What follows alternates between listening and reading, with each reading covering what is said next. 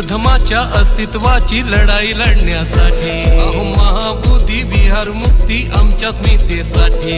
बुद्ध धर्माच्या अस्तित्वाची लढाई लढण्यासाठी महाबोधी विहार मुक्ती आमच्या स्मितेसाठी अहो जगूया मरूया लढूया आता आमच्या हक्कासाठी जगूया मरूया लढूया आता आमच्या हक्कासाठी